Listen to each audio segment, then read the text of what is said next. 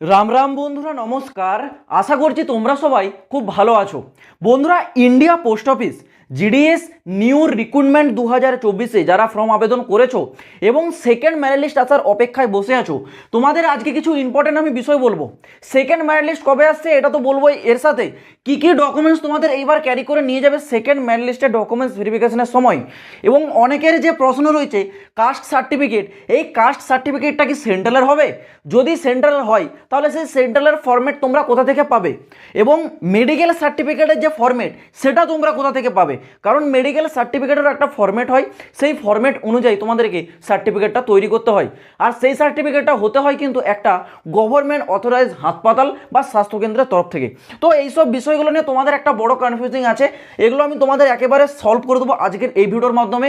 কারণ তোমরা জানো সেকেন্ড মেরিট লিস্ট আসতে কিন্তু আর বেশি টাইম নেই, মানে বলতে পারো আর জাস্ট মাত্র কয়েক ঘন্টা, মানে কয়েক ঘন্টার মধ্যে তোমাদের কিন্তু আসতে পারে এরকম একটা সম্ভাবনা থেকে যাচ্ছে। কারণ অলরেডি তোমাদের ফার্স্ট মেরিট লিস্টের ডকুমেন্টস ভেরিফিকেশন কমপ্লিট হয়ে গেছে। তোমরা জানো 3 সেপ্টেম্বর 3 সেপ্টেম্বর পর্যন্ত তোমাদের কিন্তু প্রথম মেরিট লিস্টের ডকুমেন্টস ভেরিফিকেশন চলেছে।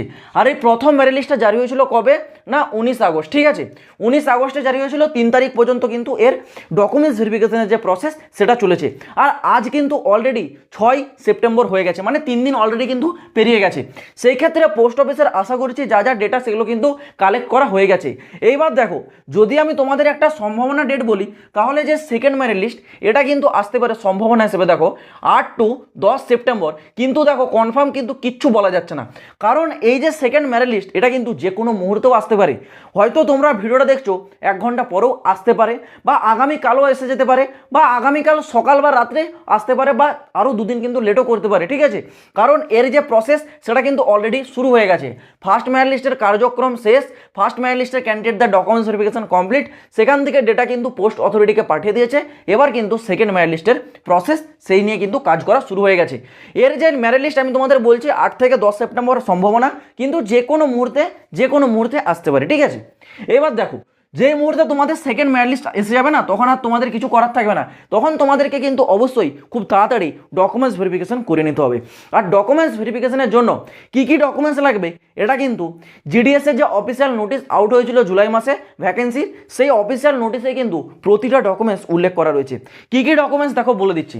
প্রথমত লাগছে তোমাদের কি পাসপোর্ট সাইজের ফটো, ঠিক আছে? নিজস্ব যে রিসেন্ট তোমরা ফটো তুলবে, ঠিক আছে? আগে যদি ফটো থাকে সেগুলো ছেড়ে দাও।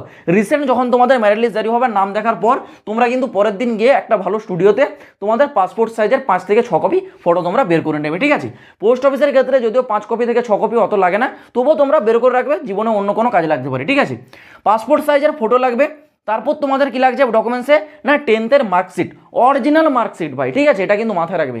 10th তোমরা যে বোর্ড থেকে পাস করেছো তার যে মার্কশিটটা আছে, অরিজিনাল মার্কশিটটা লাগবে। নেক্সট লাগছে তোমাদের কাস্ট সার্টিফিকেট। দেখো এই যে কাস্ট সার্টিফিকেট না, এটা একটা বিরাট বড় ঝামেলার বিষয় অনেকের ক্ষেত্রে।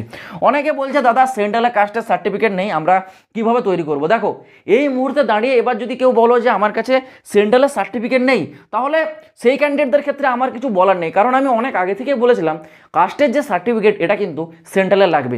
আর এই কাস্টের সার্টিফিকেটের যে ফরম্যাট এটা কিন্তু জিডিএস এর যে নোটিফিকেশন জারি হয়েছিল জুলাই মাসে, সেই জুলাই মাসের নোটিফিকেশনে কিন্তু কাস্ট সার্টিফিকেট পুরো টোটাল ফরম্যাট দেওয়া রয়েছে। এসটি এসসির জন্য আলাদা ফরম্যাট, আর ওবিসি ক্যান্ডিডেট যারা আছো তাদের জন্য আলাদা ফরম্যাট, ঠিক আছে? সেই ফরম্যাট অনুযায়ী সার্টিফিকেটটা তৈরি করতে হবে। এবার দেখো, এটা কিন্তু আমি নিজে থেকে বলছি না, ঠিক আছে?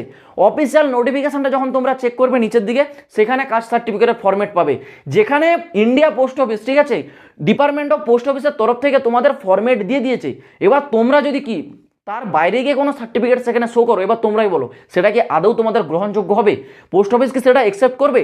কারণ পোস্ট অফিস ভ্যাকেন্সি আবেদনের আগে থেকে নোটিফিকেশনে তোমাদের ফরম্যাট দিয়ে দিয়েছে। এবার তোমরা যদি সেটা না দেখো তাহলে সেটা তো পোস্ট অথরিটির দায় নয় না, সেটা নিজেদের ভুল। আর আমি এটা অনেক আগে বলেছিলাম যে নোটিফিকেশনেই তোমাদের কাস্ট সার্টিফিকেটের ফরম্যাট পাবে। তো এখনও যারা মানে তৈরি করনি, আর লেট করার কোনো দরকার নেই ভাই, ইমিডিয়েট তোমরা সেই ফরম্যাট অনুযায়ী এসটি এসসির আলাদা ফরম্যাট আছে দেখে নেবে, আর ওবিসি ক্যান্ডিডেটদের ক্ষেত্রে আলাদা ফরম্যাট আছে সেটা দেখে নেবে, ঠিক আছে? আর যারা পিডাব্লিউডি ক্যান্ডিডেট আছো তোমাদের জন্য পিডাব্লিউডির একটা সার্টিফিকেট লাগে, যদিও এটা সবার নয়, যারা ফিজিক্যালি হ্যান্ডিক্যাপ ক্যান্ডিডেট তাদের জন্য। আরেকটা থাকে সেটা হচ্ছে ট্রান্সজেন্ডার সার্টিফিকেট, সেটাও সবার জন্য নয়। যারা ট্রান্সজেন্ডার বা যারা লিঙ্গ পরিবর্তন করেছে তাদের ক্ষেত্রে সে ট্রান্সজেন্ডার সার্টিফিকেটটা লাগে, ঠিক আছে? নেক্সট তোমাদের ডেট অফ বার্থ প্রুফ। দেখো এই যে ডেট অফ বার্থ প্রুফ, এখানে তোমরা তোমাদের চাইলে আধার কার্ডটা শো করতে পারো। এবার অনেকের হয় না আধার কার্ডে কিছু সমস্যা থাকে, সেই জায়গায় তোমাদের যদি 10th অ্যাডমিট মার্কশিটে সব কিছু ঠিক থাকে সেটা দিয়ে চালিয়ে যেতে পারো। কিন্তু অনেকেই চাই যে সেখানেও কিছু সমস্যা আছে বা আধার কার্ডেও কিছু সমস্যা আছে, সেই ক্ষেত্রে কী করবে দেখো, এখন বর্তমানে এই যে ছোটোখাটো ভুল, ঠিক আছে, ডেট অফ বার্থ বা তোমাদের ছোটোখাটো ভুল, এগুলো কিন্তু এখন আর সেইভাবে দেখা হচ্ছে না। কারণ কিছুদিন আগেই ফার্স্ট ম্যারিট লিস্টটা জারি হওয়ার আগে ইন্ডিয়া পোস্ট অফিসের তরফ থেকে একটি নোটিশ জারি করেছিল, আর সেই নোটিশে বলেছিল কারো যদি ডেট অফ বার্থে ভুল হয়, কারো যদি নামের কোনো স্পেলিং মিস্টেক হয়ে যায়, কোনো মিসআন্ডারস্ট্যান্ডিং ছোটোখাটো, ঠিক আছে, যদি কারোর এক্সট্রা কোনো জায়গায় নাম্বার বসিয়ে দেওয়া হয়, সেই ক্ষেত্রে সেগুলো সব কিন্তু অ্যাকসেপ্ট করা হবে যখন তোমরা অরিজিনাল ফর্মেটটা দেখাবে, তার সাথে একটা আন্ডারটেকেন ফর্ম নিয়ে যেতে হবে। এবার আন্ডারটেকেন ফর্মটা কোথায় পাবে, সেই আন্ডারটেকেন ফর্মটাও কিন্তু পোস্ট অফিসের অফিসিয়াল নোটিসেই পাবে। সমস্ত ডিটেলস কিন্তু সেই নোটিসে আছে। যারা নোটিশটা কয়েকটা উপরের পেজ থেকে ছেড়ে দিয়েছো আশা করছি তারা সব এগুলো জানোই না, কারণ নিচের দিকে যে 40-45 এতগুলো যে পেজ দিয়েছে ভাই, এতগুলো তো আর ফালতু পেজ দেয়নি না, সবগুলোই কিছু না কিছু কাজ আছে, প্রয়োজনে বুঝতে পারবে কার মানে কোন পেজটার কী কাজ, ঠিক আছে। তোমাদের যে আন্ডারটেকেন ফর্ম সেটাও সেখানে দিয়েছে। যদি এইসব আধার কার্ডে কোনো কিছু ডিস্টার্ব থাকে, 10th মার্কশিট বা কোনো জায়গায় তোমাদের হয়তো কিছু ফর্ম আবেদনের সময় কিছু মিসআন্ডারস্ট্যান্ডিং হয়ে গেছে, সেই ক্ষেত্রে সেগুলো সব কিন্তু অ্যাকসেপ্ট করবে যখন তোমরা আন্ডারটেকেন ফর্মটাও সাথে নিয়ে গিয়ে অরিজিনাল ডকুমেন্টস ভেরিফিকেশনের সময় শো করাবে। কিন্তু মাস্ট বি আন্ডারটেকেন যে ফর্ম সেটা কিন্তু শো করবে, ঠিক আছে। আরেকটা থাকছে তোমাদের মেডিকেল সার্টিফিকেট। এই মেডিকেল সার্টিফিকেটটা কিন্তু অবশ্যই মাস্ট, ঠিক আছে, কিছু হোক না হোক মেডিকেল সার্টিফিকেট অবশ্যই কিন্তু তোমাদেরকে নিয়ে যেতে হবে।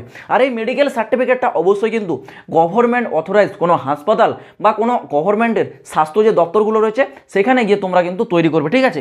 এটা কিন্তু কোনো বেসরকারি কোনো ডাক্তার বা বেসরকারি কোনো তোমরা নার্সিংহোমে যে গিয়ে তৈরি করো, তাহলে তোমাদের তৈরি করা না করা দুটোই সমান। তোমরা এটাকেও মনে রাখো, এটা যদি সরকারের যদি কোনো সিগনেচার বা স্ট্যাম্প না থাকে সরকারের হাসপাতালের, তাহলে তোমাদের এটা কিন্তু কোনো রকম অ্যাকসেপ্ট হবে না। এবার যদি বলে রাখি এই মেডিকেল সার্টিফিকেটের যে ফরম্যাট সেটা তোমরা কোথায় পাবে, এর যে মেডিকেল সার্টিফিকেটের যে ফরম্যাট, সেই ফরম্যাটটা আমি নিজে থেকে তৈরি করে টেলিগ্রামে আপলোড করে রেখেছি। যারা এখনও পর্যন্ত টেলিগ্রামে জয়েন হওনি, ডেসক্রিপশনে লিঙ্ক পাবে, সরাসরি টেলিগ্রামে জয়েন হও। এবার এই যে মেডিকেল সার্টিফিকেট, এটা তো প্রথম মেরিট লিস্ট যখন জারি হয়েছিল তখনই অনেক ক্যান্ডিডেট কমেন্ট করেছিল, তাদের জন্য মেডিকেল সার্টিফিকেট আমি টেলিগ্রামে পিডিএফটা আপলোড করে দিয়েছিলাম। এবার হয়তো তোমরা যখন জয়েন হবে রিসেন্ট জায়গাতে তোমরা হচ্ছে মেডিকেল সার্টিফিকেটটা দেখতে পাবে না, তোমাদেরকে একটু ওপর দিকে স্ক্রল ডাউন করে যেতে হবে, তারপর ওপরে তোমরা দেখতে পাবে লেখা থাকবে মেডিকেল সার্টিফিকেট, একটা পিডিএফ থাকবে, সেই পিডিএফটাকে তোমরা ডাউনলোড করবে, ডাউনলোড করে সেই অনুযায়ী তোমরা তোমাদের মেডিকেল সার্টিফিকেটটা তৈরি করবে।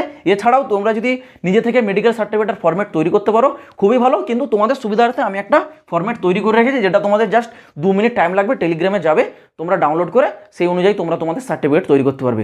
তো এই যে কয়েকটা ডকুমেন্টস, এই যে 6টা ডকুমেন্টস, এই 6টা ডকুমেন্টস অরিজিনাল কপি সহ 2 কপি করে xerox with self attested. Self অ্যাটেস্টেডের অর্থ হলো এই যে তোমার জেরক্স কপি, ঠিক আছে, জেরক্স কপির নিচের দিকে তোমার সিগনেচার থাকবে, যদি নিচে না জায়গা থাকে তাহলে সেই ক্ষেত্রে পিছনের দিকে তোমরা সিগনেচার করতে পারো, কিন্তু ম্যাক্সিমাম ক্ষেত্রে বলে রাখছি নিচের দিকে যদি খালি জায়গা থাকে সেখানে সিগনেচার করবে, এটার অর্থ হলোই সেলফ অ্যাটেস্টেড, মানে নিজের সিগনেচার, ঠিক আছে।